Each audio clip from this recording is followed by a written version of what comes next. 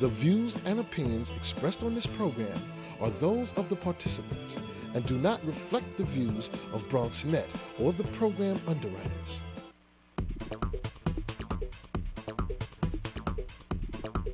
BronxNet. Your voice, your views, your vision. Straight ahead on this edition of Perspectives, we go front and center with Black History Month. What exactly does it mean to carry out the history of African Americans through the month of February? That's the topic of conversation on this edition of Perspectives with yours truly, Darren Jaime.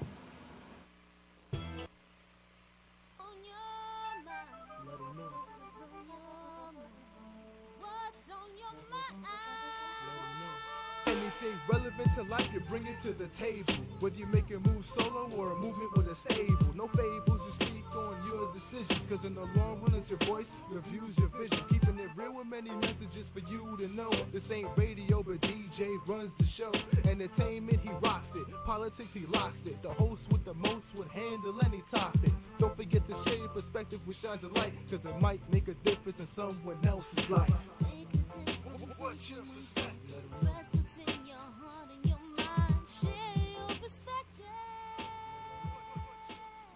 And hello, everyone, and welcome to another edition of Perspectives. I'm Darren Jaime. We invite you to stay connected to Perspectives. There's a few ways that you can do it. You can always find out about us on bronxnet.org, www.bronxnet.org. That is our station's website. And then you can also check us out on Facebook and Twitter, Facebook BronxNet Perspectives, and Twitter. There you can find out about our show. You can find out about some past episodes. You also have the opportunity that you can just share what you like, and we'll get right with you. Coming up on this edition of Perspectives, we go front and center with the issue of African American history. The question of, why do we celebrate African American History Month? Is it needed? And what's the cultural relevance to African American history? Our guest in studio, no stranger to us. We've seen him before. He used to be the executive director of the Bronx Youth Empowerment Program. He still is. But he also is the councilman. And we're pleased now to be joined by Councilman Andy King, who's joining us here on Perspectives. And brother. It's good to see you, man. And as we talk about African American history, you've risen through the ranks. We've had you here, and yes. Just for being that community advocate to, Bronx Youth Empowerment Program, and now to City Councilman. So for you, what's the journey been like? Because you've been at this for a minute. Yes, I have, and I'm just grateful. As I always say, I give praises to the Most High in Christ, who wakes me up and put the spirit of service in my heart. And understanding what Christ stood for, the messages that he gives in scriptures, that allows us today to have a sense of values, a value system in place that allows us to move forward. But in the month of February, it's been designated Black History Month. Just to briefly, we go back when Carter G. Woodson, Dr. Carter G. Woodson actually came up with the ideal back in early 1900s. It's because a number of his partners said, hey, we need to do something about recognizing our history. And how do we put it on the table that people can respect the contributions that African Americans were doing and had contributed to America at that time. So in 1915, they went to this national conference out in Washington, D.C. and had a conversation where he presented all of this. And from that week was designed as African American Week. Then from there in 1926, it brought it out, and every 2 weeks in the month of February, which he selected because it was between Frederick Douglass' birthday and President Abraham Lincoln's birthday, to do this annually. And moving forward, the education system picked up on it. The state started talking more about it. So people started celebrating and recognizing those 2 weeks in the month of February that we need to recognize the contributions of African Americans. Then we moved forward in time as we got up to 1968 when President Johnson, 76 when President Ford was in office. He decided to say, listen, we need to recognize the entire month of February. And from there, to now, each month of February, we recognize the contributions of African Americans. But one of the things that was often said was, they gave us the shortest month. But the reality is, this is the month that Carter G. Woodson wanted. Yes, and that was his reasons was because of two great Americans at that time that had an impact on history, and that was Frederick Douglass and Abraham Lincoln. So the ideal, it was great. It has its longevity, and I'm looking forward to transforming into something else as the years continue to go by. When you look at the contributions of African Americans, unfortunately, when you look at what we see on television and in mainstream media and even in books, many people will just focus on the Martin. the Malcolm, the Rosa Parks, Harriet Tubman, but there's so many other people who've made valuable contributions to not just what I call African American history, and worldwide. Well, that's why 2 weeks ago, on February 12th, I hosted Celebrating Our History at Evangelist High School, where we brought in elementary school, junior high schools, and high school students and seniors from around the community to sit back and take part of a celebration that would talk about what the world would be like if there were no African Americans or no black people on this earth. And as the students of the Bronx Youth Empowerment Program went into this dynamic presentation, you saw mouths drop open. You saw eyes open wide, because from the hair grease, from the comb that you use to comb your hair, from the brushes, from the iron, from the first heart surgery, from the filament that's in the light bulb, because everybody thinks Thomas Edison, yeah, you created the light bulb. The light bulb is useless if you don't have the filament inside to give you the bright light that will shine.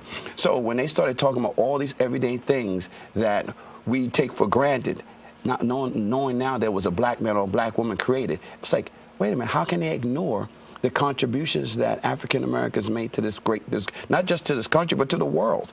So I think right now, as every young child has a conversation about their history, they need to understand what their real history is. And if you can do that, it turns into their story. And that's what we're hoping to continue to do, not just in the month of February, but I'm going to be taking an initiative, have more celebrating our histories throughout the course of the year, because our history just didn't happen in one day. You can't put it all in a bottle and put it and ship it out to sea. You got to make sure that we are educated so we can educate our children on the truths. And when I say on the truths, I'm just going to go into a quick story. About a week and a half ago, there was a teacher out in Queens who told her fourth grade students that they could not do a story on Malcolm X for Black History Month. Appalling as it is, I went out there myself because I have been elected as the co-chair of the Black, Latino, and Asian Caucus of this New York City Council. So in that role, I stepped out there myself and two of my other colleagues to have a conversation with this principal, this teacher, and the parents who were outraged when their sons came home and said, listen, Ma, I got to do a report for school, but I can't do Malcolm X because the teacher said he was violent, he was bad. Out of everything on this website that this teacher picked out, the only thing you could tell me about Malcolm X, that he was bad and he was violent, he had a whole journey that he went through to get him to the person that he is. And I sat down, I had the conversation, and I kept it real for her. One of the problems that we have here in America, America was built on a racial divide. We cannot ignore it, but we try to ignore it today. And because of that journey, there are a lot of people in America who don't want to have that conversation because it's not comfortable for them, especially those who don't look like the black man or the black woman. They don't want to have that conversation. Why? Because many of their ancestors were the ones who perpetuated the crimes and the violence against people of color. So when you're going to have a conversation about Malcolm X, let's talk about his whole story. Let's talk about the real journey and the truth, because at the end, he was a great orator.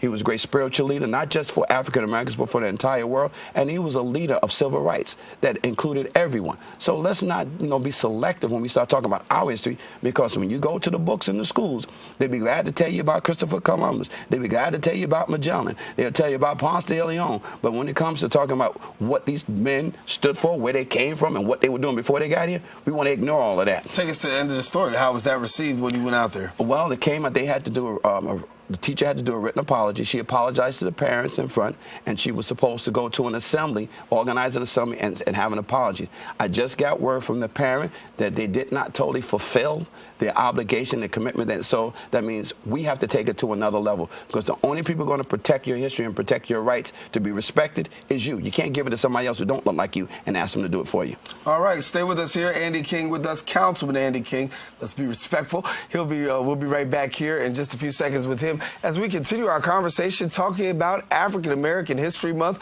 We'll let you know about some insight to a very special celebration. We'll be right back. Barry, time is running out. According to my calculations, 1 in 5 kids in America struggles with hunger. How can so many children face hunger when there's more than enough food to feed them all? You're right, Barry. We can help solve hunger by teaming up with Feeding America to get food to hungry kids in communities across the country. Help Flint and the Feeding America network of food banks get food to the people who need it in your community. Find your local Feeding America food bank at feedingamerica.org/hunger. Together, we're Feeding America. If I got to go to college, oh my goodness, I like discovering new things. You get to see what works for you and what doesn't. that helps you evolve as a person. You get to make like a supernova of skill or talent or whatever it is. I've always wanted to go to college.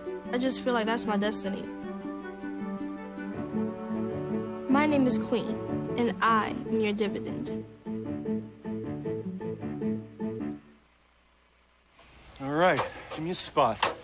You know my motto, safety first.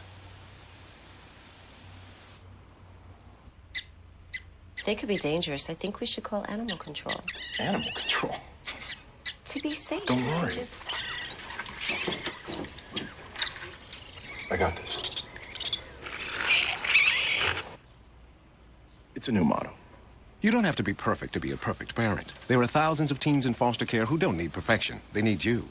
Being a dad can be tough. No. What do you mean she's not coming? When's the fairy princess coming? Any minute now. But when you're willing to do anything... It is I, Cruz Zinkerbell. Okay, time for cake. It's always worth it. I know it's really you, Drew. I'm just pretending for the other kids. The smallest moments can have the biggest impact on a child's life. Take time to be a dad today. Call 877-4DAD-411 or visit fatherhood.gov.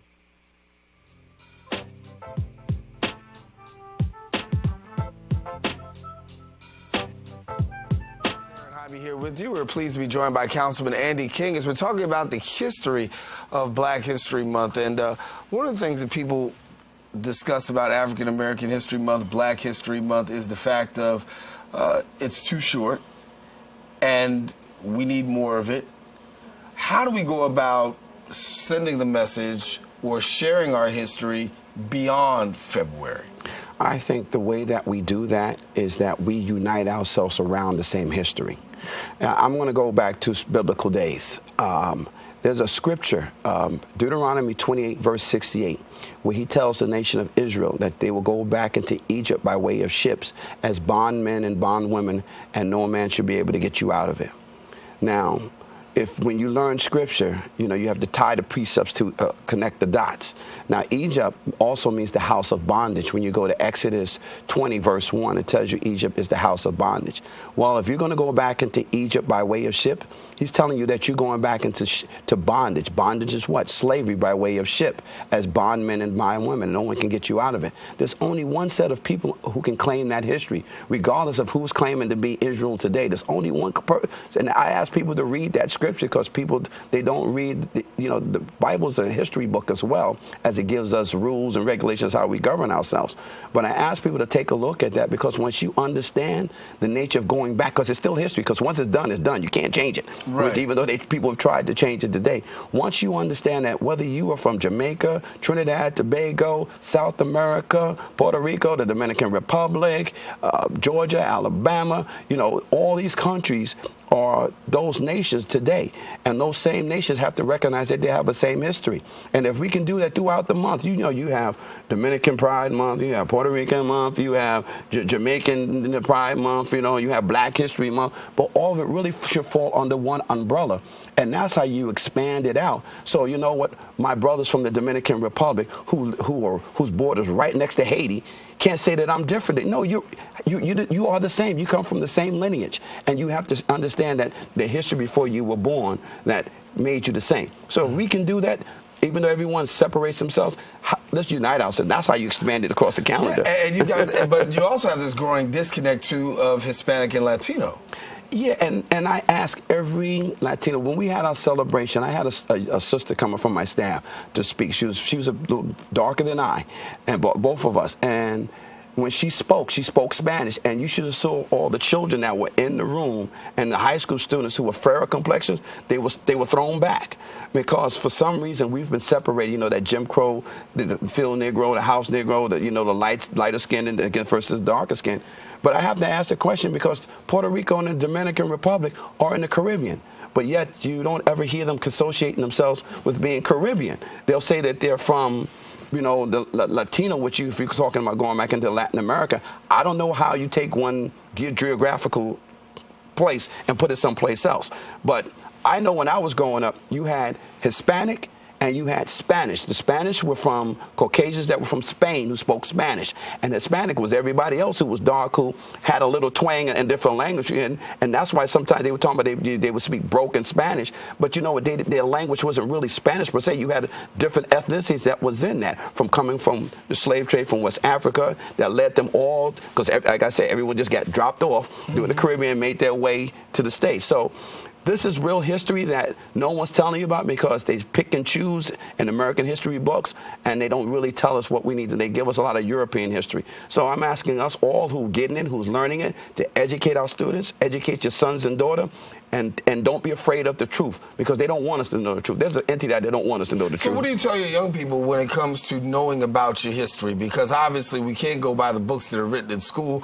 Those books are, you know, are very skewed in putting it mildly, and a lot of errors, if you will, in some ways. What do you tell your kids about getting the real information? Where do they go to get the real information? You know, the Bible says reading many books, there's no end. But reading that book is a mystery also, too. I would say to every parent, every child, first of all, they have to love themselves. And if you can love yourself, you will search out the truth of who you are. And there are forces out here who don't want you to know the truth. Since they don't want you to know the truth, they'll call you bad words. Everything that's associated with the color black is negative, bad, just, you know, demoralizing. You know, they tell our kids that they're worthless, they're useless. You know, you can have a set of keeping it real Caucasian youth, then you have a gang of black kids or a gang of Hispanic kids. So why would you change the terms? You know, they're still youth, you know. So then that means we have to do what? A little bit more reading. We have to do a little bit more research. We have to care about our yesterdays. We got to pass our values on. We got to respect grandma and grandpa when they tell you those stories. These are stories that they walked and lived every day. I tell the kids in the YEP program each and every day. There was a point not too far in 1976 when we got off the bus. We got the bus on the 41 bus on Gun Hill Road. We couldn't get off till we got to Fordham Road. Why? Because between that span of Webster Avenue, as Dr. King would say, some of our sick Caucasian brothers would throw rocks and beat us up if we got off the bus before then. This is just in the 70s. So I'm saying they don't understand. They take the liberties that they have freely just to move around, and those who have committed all these atrocities over this period of time all want us to have kumbaya moments while they're still doing the things that hurt communities of color. See a little pictures here. Give us a little bit about what we're seeing. Well, we took them to the Black, Puerto Rican, and Hispanic Asian caucus in Albany, legislative caucus, where the YEP members went and had been a part of conferences, learned some new information, and one of our very own received the Youth Service Award for their commitment to education and excellence and service to community. So we were grateful and proud that these young people went up, and they held a youth reception that was never ever done, where they did their own rendition of what African American history is, what the legislative body is, and educated the other young people and adults that were in the room. You were honored recently, part of the Chamber of Commerce, and you received your award for Black History Month. And Yes. People were saying very much that they've watched you come up through the ranks. Who have been your inspirations to get you to where you are? Because this path to elected office did not just occur overnight, and you did come through many toils and snares just to get there. Yes, yes. My first thanks and praise goes to the Most High in Christ. And I'm grateful that I come from the loins of Andy King Sr., who was my community dad, who did a lot of work in the community when I was growing up, and who helped so many young brothers and with his own basketball organization. So he was clearly a role model to help me understand what it is, how to do service. And then when you go into public eye, you know, working with unions, working with young people, that's been always my inspiration, because I got it. If the next generation gets it right, my life is that much more comfortable. And the innocence of a child requires someone to commit themselves to teach them and guide them through all the fog and the smoke that life brings. You can't do that with every adult, but you know, the best thing you can do to save a culture, and the worst thing that you can do to destroy a culture, is to take away their history. And that's what I tend to do with the work that I've done, to continue to educate young people on their history, educate them who they are, be happy and successful and proud of who the people that they are, so they can be better tomorrow. So I would say, between all the young people that I've walked across, I've experienced in my journey, my dad, my mom, and you know, my brothers and sisters that I fought with in the struggle as a union worker of 1199 and DC 37-371, they've had a great impact on my life. And I give credit to the Dr. Kings. I give credits to the Malcolm X's. I give credit to our president today, Barack Obama, because he showed everyone that we can achieve and we can succeed. But I also want to remind everybody, because we have gotten to that point, the struggle does continue, as Frederick Douglass says, and we have a lot more work to get done. What is the main message that I think, as we get up out of here, what's the main message that I think we can send to people with regards to Black History Month? We got to unify ourselves, and I give you this. At my inauguration, I came out with my council district flag to unite everybody under one umbrella.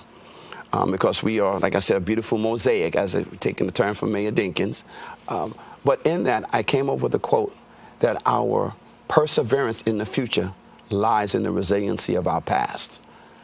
People need to understand the work that was done and how we were successful to stay strong yesterday. It's the same energy that we need to succeed moving forward. Take a quick break. Final comments coming from Andy King when we return right after this. Barry, time is running out. According to my calculations, 1 in 5 kids in America struggles with hunger. How can so many children face hunger when there's more than enough food to feed them all? You're right, Barry. We can help solve hunger by teaming up with Feeding America to get food to hungry kids in communities across the country. Help Flint and the Feeding America network of food banks get food to the people who need it in your community. Find your local Feeding America food bank at feedingamerica.org/hunger. Together, we're Feeding America. A single ember that escapes from a wildfire can travel more than a mile. You can't control where that ember will land, only what happens when it does. Get Fire Adapted now at fireadapted.org.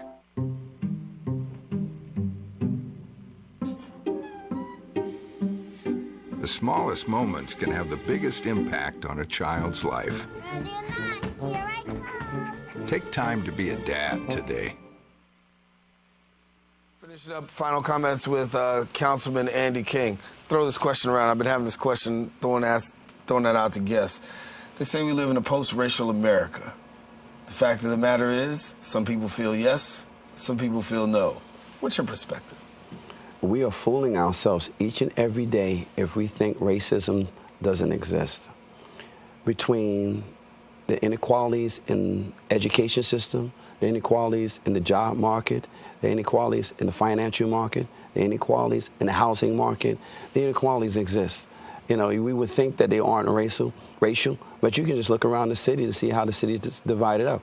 Where you have pockets of whites who live over here, pockets of Hispanics live over here, pockets of blacks who live over here, pockets of Nigerians who live over here. I mean, it's not like every community is always mixed. You have certain pockets. That's a racial divide within itself. We would love to all have our kumbaya moments to bring us all together. But in order for us to do that, we have to recognize yesterday. We have to recognize our history. I'm one to say you have to uncover to recover. There's a strong faction that wants to bury some of this stuff.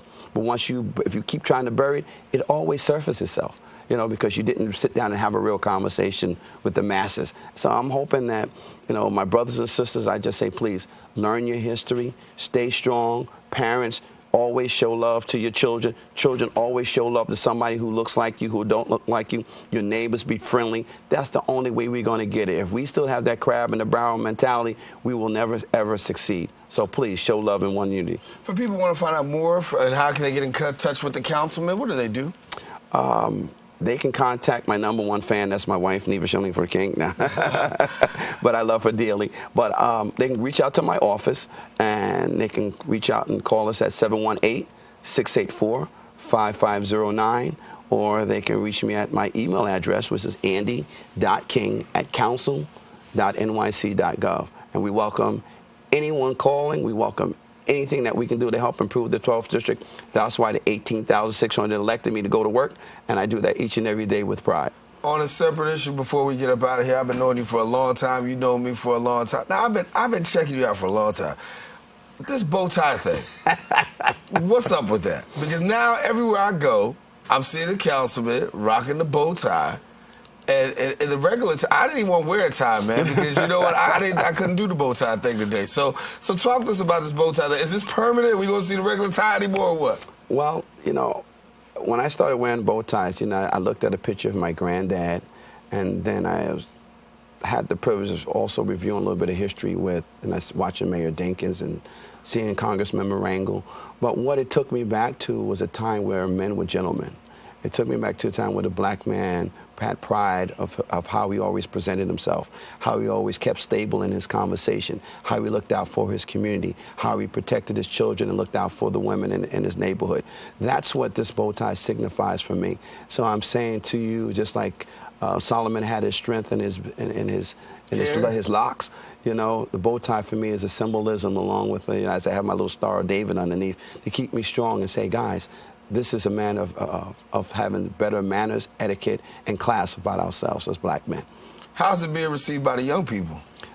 They like it. They like it because it's an educational piece for them. It's a conversational piece, and it helps me to start telling them what yesterday was about. Because if you don't have a man, and I'm not talking about a man, I'm talking about a man in your home or a man in your life, you know, it's difficult to have a man conversation. I love my mama, but if I didn't have daddy around, no mama can't teach you how to be a man. That's right. Councilman Eddie King, thanks so much for coming to share with us. Best wishes. Keep rocking the bow tie. Well, I can't keep up with you on that one, but I'll keep up with you in other ways as well. Councilman Eddie King, our guest here on Perspectives, and we encourage you to stay tuned to Perspectives to find out more information. And as we said, African-American history, black history, however you call it, guess what? There's a lot of it, and you got to go out there and find it. It's not in the traditional textbooks that are given in our educational system. They're found in many other places. The Schomburg Center, the library, you can be able to find it. But you want to know where the best history is actually found? Talk to your parents, grandparents. Get some old pictures and old photography and ask them to tell the story. If you can't find somebody, find an elder in the community. Ask them what it was like, what it used to be like. And I guarantee you, you'll find out the history, and there's a rich history, not just in New York City, not just in the United States of America, but in this world. That's my perspective that I wanted to share with you today, and we encourage you. Stay tuned to Perspectives right here on BronxNet Channel 67. Catch us on the World Wide Web. Visit us on Facebook at BronxNet Perspectives. Share your perspective, like our page, get some information out there that might be a blessing to you and others. For all of us here on the Set of Perspectives, I'm Darren Jaime. Thanks for watching. Stay tuned, and God bless.